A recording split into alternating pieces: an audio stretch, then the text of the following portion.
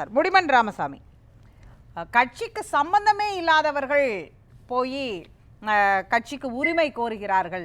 அதனால இது திரும்ப திரும்ப கூட்டணி பிரச்சனையை தான் இப்படி திருப்பி விட்டுருக்கிறாங்க அப்படிங்கிற பார்வையை வைக்கிறார் ராமசுப்ரமணியன். நேயர்களுக்கு வணக்கம்.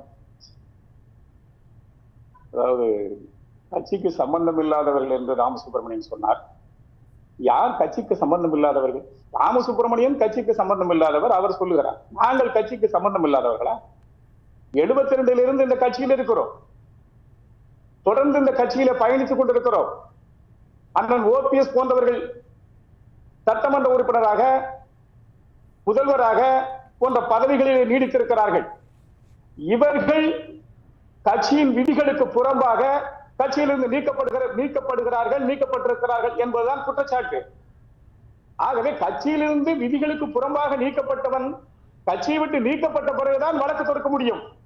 ஆனால் இவர்கள் கட்சியிலிருந்து நீக்கிவிட்டோம், அவர்கள் எப்படி வழக்கு தொடுக்க முடியும்? நீக்கப்பட்டவன் தானே வழக்கு தொடுக்க முடியும். நீக்காம எப்படி வழக்கு தொடுக்கிறது? நீக்கப்பட்டவர்கள் வழக்கு தொடுத்திருக்கோம், வழக்கின் மீதுதான் வழக்கு நடந்து கொண்டிருக்கிறது, வழக்கு தொடுக்கப்பட்டதன் மீதுதான் வழக்கு நடந்துட்டு இருக்கிறது. இவர்களுக்கு என்ன உரிமை இருக்கிறது? இவர்கள் தான் கட்சியில் இல்லையே. இது என்ன பதில்? நான் வழக்கு தொடுக்கட்டுமா என்று ராமசுப்ரமணியன் கேட்கிறார். அவருடைய ஆதங்கம் புரிகிறது. பல முறை இந்த விவாதத்தில் பேசுகிற போது அவர் 3 முறை குறிப்பிட்டிருக்கிறார். 3 முறை பயன்படுத்துகிறார். அவருடைய ஆதங்கம் பிஜேபி இருக்கிறது. அது நமக்கு கவலை இல்லை. அவர் யாரை வேண்டுமானாலும் கிரிட்டிசைஸ் பண்ணட்டும், யாரை வேண்டாம் பண்ணட்டும். அதற்கு அதாவது இந்த பிஜேபி செய்கிறது என்ற ஒரே காரணத்துக்காக இதில் இருக்கிற நியாயத்தை பார்க்க மறுக்கிறார். அவர் வேற ஒன்றும் இல்ல. அவர் பக்கத்தில் நியாயம் இருக்குதுன்னு சொல்றீங்க நீங்க. உங்களுடைய நியாயம்னு நீங்க வைக்கிறது என்ன ராமசாமி? சொல்லுங்க. நாங்க இந்த கட்சியில பயணிச்சோம்ல. இப்ப அவர் சொன்னாரு, ஓபிஎஸ் எதிர்த்து ஓட்டு போட்டாருன்னு சொன்னாரு. எதிர்த்து ஓட்டு போட்டவரை எதுக்கு கட்சியில 2 சேர்க்கிறீங்க? எதுக்கு துணை முதலமைச்சர் பதவி கொடுக்குறீங்க? அப்ப உங்களுக்கு ஆட்சி நடத்துவதற்கு எதிர்த்து ஓட்டு போட்டவர் வேணுமா? உங்கள் ஆட்சியை நடத்துவதற்கு எதிர்த்து ஓட்டு போட்டவர் எதுக்காக வேணும்?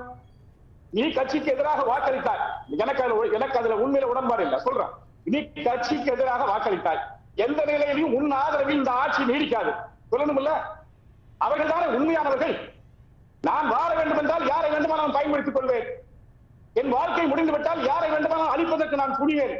இதுதான் ஒரு கட்சியினுடைய தலைமைக்கு பண்பா? அதிமுக என்பது யாருடைய சொத்தும் அல்ல, புரட்சி தலைவர் உருவாக்கிய சொத்து. அதிலே நாங்கள் பயணித்திருக்கிறோம், இந்த கட்சியை வளர்த்திருக்கிறோம், இந்த கட்சிக்காக இரவு பகலாக ஓடி உழைத்திருக்கிறோம். நானெல்லாம் 72 இருந்து உறுப்பினராக இருக்கிறேன், நேற்று அல்ல. இந்த கட்சிக்கு அதே நேரத்துல ராமசாமிக்கு தெரியாதது ஒன்றும் இல்ல.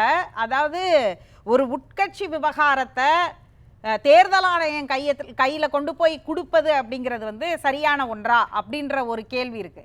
அடுத்தது, இன்றைக்கு யாரிடம் அதிக சட்டமன்ற உறுப்பினர்கள் இருக்கிறார்கள், நாளைக்கே அந்த கட்சிக்கான ஒரு பலத்தை நிரூபிக்கக்கூடிய பொதுக்குழு உறுப்பினர்கள், செயற்குழு உறுப்பினர்கள் யாரிடம் இருக்கிறார்கள் அப்படின்னு பார்த்தா அது இபிஎஸ் கிட்ட தானே இருக்கிறாங்க. அப்ப அவர்களுக்கு எதிராக நீங்க போய் கொடுக்கறதுக்கு உங்ககிட்ட செயற்குழு பொதுக்குழு உறுப்பினர்கள் இருக்கிறார்களாங்கிற ஒரு கேள்வி அடிப்படையிலேயே இதை நீங்கள் எப்படி கொண்டாடுகிறீர்கள் அப்படின்ற ஒரு கேள்வி இருக்குல்ல. கலை யதார்த்தத்துக்கு இது முரணா இருக்கும்ல.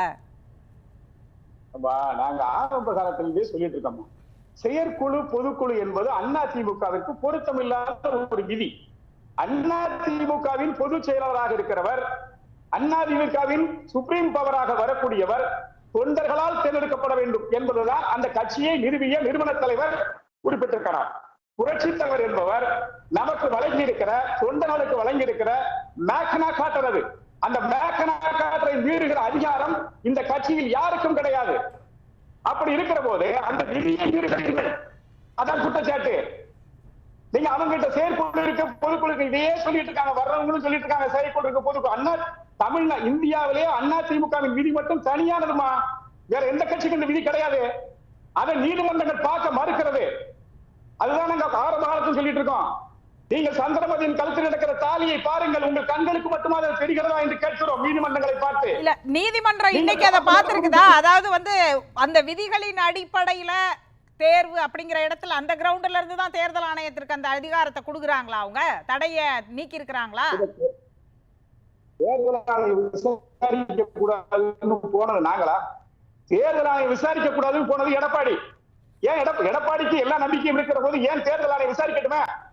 தேர்தல் ஆணையத்தை விசாரிக்கிறதுக்கு அதிகாரம் இல்லைன்னா உங்களுக்கு தெரியுது இல்ல? எதுக்காக அங்க போய் தேர்தல் ஆணையம் விசாரிக்க கூடாதுன்னு நீதிமன்றத்தில் போய் கேட்கறீங்க? சிவி சண்முகம் குதிக்கிறாரு, தேர்தல் ஆணையத்துக்கு என்ன அதிகாரம் இருக்குன்னு. தேர்தல் ஆணையத்துக்கு தான் அதிகாரம் இல்லை ஐயா.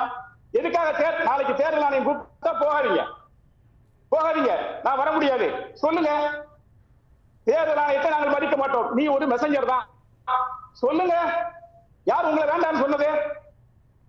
நாங்கள் எங்களை பொறுத்தவரையில் நாங்கள் என்னை போன்றவர்கள் எல்லாம் இந்த கட்சியின் எதிர்பார்ப்பு இல்லாமல் பயணிக்கிற ஏழை எளிய தொண்டர்களான எங்களை போன்றவர்கள் எல்லாம் இந்த கட்சியின் ஆழ்ந்த உங்களுக்கு இந்த தீர்ப்பின் மூலமா என்ன கிடைக்கணும்னு நினைக்கிறீங்க? அடுத்து என்ன இதை நகரும்னு பார்க்கறீங்க?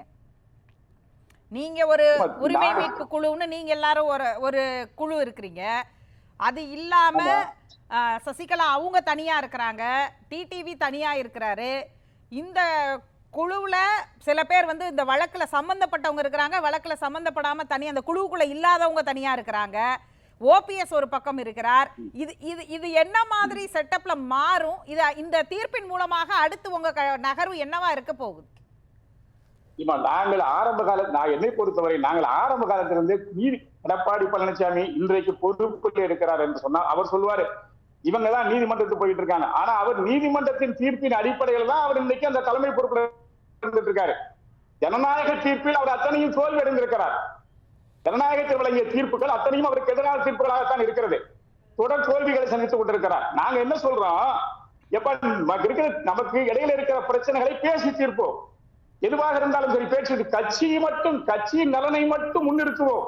இன்னைக்கு தேர்தல் வந்துருச்சு, இன்னும் ஓராண்டு காலத்துக்குள்ள தேர்தல் சந்திக்க வேண்டியிருக்கு. தேர்தலை சந்தித்து இந்த நாடாளுமன்ற தேர்தல் முடிவை போல சட்டமன்றத்தில் ஒருவேளை ஏற்படுமையானால் இந்த இயக்கம் எந்த நிலைக்கு போகும்? எங்களை போன்ற புரட்சி தலைவர் பின்னால் கைகோர்த்து வந்தவர்கள் இதயம் துடித்துக் கொண்டிருக்கிறது. இந்த இயக்கம் அழிந்து விடுமோ என்று பயந்து கொண்டிருக்கிறோம் நாங்கள். எடப்பாடி பழனிசாமியும் அவருக்கு ஆதரவாக பேசுகிறவர்களும் அதை பற்றி ஏனென்றால் அவர்களுக்கு அதை பற்றி தெரியாது.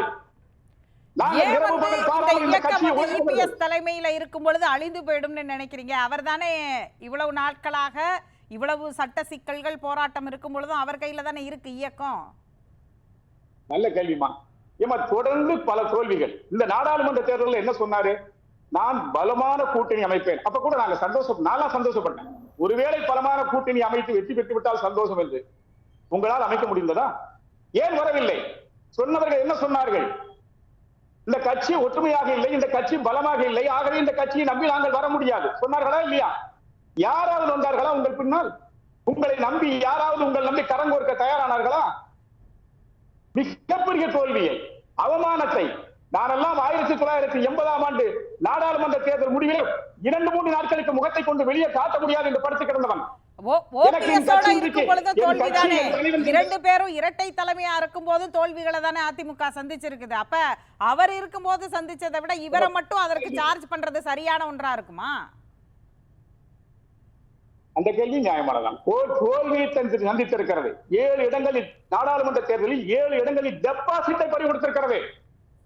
நல்லா நினைச்சு பாருங்க. ஒரு கட்சி வீழ்ந்தால் எண்ணிக்கும், கட்சி மடிந்தால் எண்ணிக்குமா? நீங்கள் கட்சியை மடிய வைத்துக் கொண்டிருக்கிறீர்கள். அந்த கட்சியை எப்படி நாம் எழுப்புறது? எப்படி கட்சி அமைக்கிறது? இரண்டாவது 3வது 4வது இடத்துக்கு தள்ளப்படுகிறது, டெபாசிட் போகிறது. இதை விட வேற என்ன வேணும்? இந்த கட்சியினுடைய அழிவுக்கான பாதையில் சென்று கொண்டிருக்கிறது என்று சொல்வதற்கு இதை விட வேற என்ன வேணும்? நாங்கெல்லாம் அதை பார்த்து நம்ம ஆழ்மைப்படுறோம். அது வேற ஒண்ணும் இல்ல. நீங்க நீதிமன்றத்துக்கு போக வேண்டாம், கட்சியை காப்பாத்துங்க ஐயா, வாங்க எல்லாரும். உங்களுக்கு என்ன பிரச்சனை? இந்த கட்சியை நீங்க தான் தோற்று வச்சீங்களா? இந்த கட்சியில நீங்க மற்றவனுக்கு உரிமை கொடுக்க கூடாதுங்கிறது உங்களுக்கு என்ன ரைட்ஸ் இருக்கு நான் கேட்கிறேன். இந்த கட்சி நீங்கள் வளர்த்ததை போல நானும் வளர்த்திருக்கிறேன்.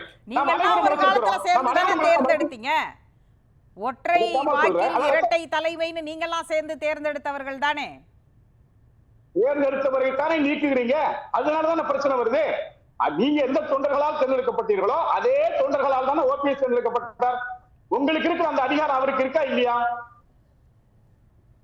ஏன் உங்களுக்கு மட்டும் அதிகாரம் இருக்கிறது என்று பயன்படுத்திக் கொண்டு வேறு வகைகளை நீங்கள் மற்றவர்கள் எல்லாம் சேர்த்துக் கொண்டு ஓபிஎஸ்ஐ வெளியேற்றுவதற்கான காரணம் என்ன? என்ன தவறு செய்தார்? வருகின்ற பதவிகள் எல்லாம் நீங்களே பகிர்ந்து கொள்வதற்கு இது என்ன உங்கள் கம்பெனியா? அதிமுக என்னிடத்துல கேட்கிறார், கருப்பசாமி பாண்டியன் இடத்துல கேட்கிறார், உங்களுக்கு இளைஞரணி செயலாளர் பதவி தரலாமா என்று கேட்கிறார். நான் சொல்லுகிறேன், என் பக்கத்தில் அதற்கு பொருத்தமானவர் என்று. இப்படி பதவி தேடி வர வேண்டும் தவிர பதவி அபகரித்துக் கொள்ளக்கூடாது. அதிமுகவில் எடப்பாடி பதவியை அபகரித்துக் கொண்டிருக்கிறார். அதைத்தான் சொல்றோம். நாங்க நீங்க பதவியில் இருங்க, நாங்க வேண்டாம்னு சொல்லல. கட்சியை எல்லாரையும் வச்சு நடத்துங்க, எல்லாருக்கும் பதவி கொடுங்க. ஆளுங்கட்சியா இருக்கும் போது எல்லாரும் அனுபவிக்கட்டும். எல்லாருக்கும் பதவி கொடுத்தா இந்த பிரச்சனை இல்ல. எப்படிங்க ஒரு தலைமை வந்து எல்லாருக்கும் பதவி கொடுத்து எல்லாரையும் சமமா வச்சு எல்லாரையும் அட்ஜஸ்ட் பண்ணி போறதுங்கிறது வந்து அந்த கட்சிக்கான தலைமைக்குன்னு உள்ள அதிகாரம்னு ஒண்ணு இருக்கும்ல. இரட்டை தலைமை தானே, இரட்டை தலைமை தானே. உங்களுக்கு மட்டும் அந்த தலைமை பதவியை கொடுக்கல இல்ல. இரட்டை தலைமைன்னா 2 பேருக்கு அந்த அதிகாரம் இருக்குல்ல. உங்க அதிகாரம் இருக்கு, அந்த அதிகாரம் அவருக்கு இருக்குல்ல.